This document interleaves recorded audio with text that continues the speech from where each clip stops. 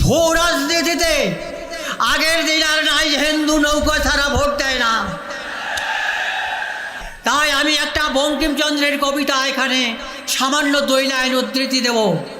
বঙ্কিমচন্দ্রের এই কবিতাটি ছিল, হতাশ হইও না, যেখানে পড়িবে তাই ধরি উঠিবে, শত তুফান আসিলেও ছাড়িবে না হাল, আজকা নাই বা হলো সুফল, হতে পারে কাল।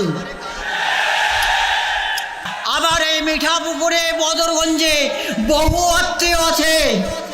এই মাজারুল ভাইয়ের এলাকায় গোপীনাথপুর ইউনিয়ন, মধুপুর ইউনিয়ন, চাঁদমারি ইউনিয়ন এবং কাজিরহাট ইউনিয়নে আমার অনেক আত্মীয় আছে। তারা তার সপক্ষে ছাড়া বিপক্ষে ভোট দেবে না।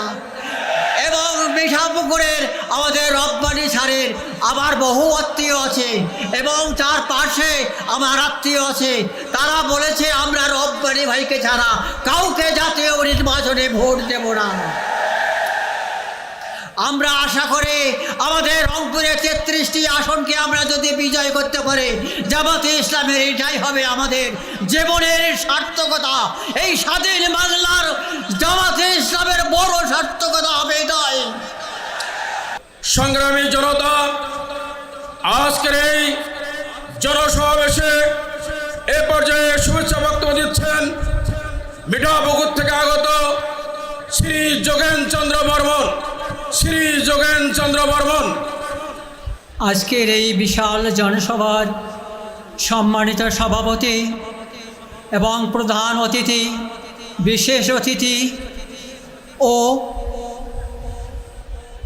বিভিন্ন জেলা, উপজেলা, ইউনিয়ন, গ্রাম পর্যায় থেকে ধর্ম, জাতি, ধর্ম নির্বিশেষে সকলেই উপস্থিত হয়েছেন।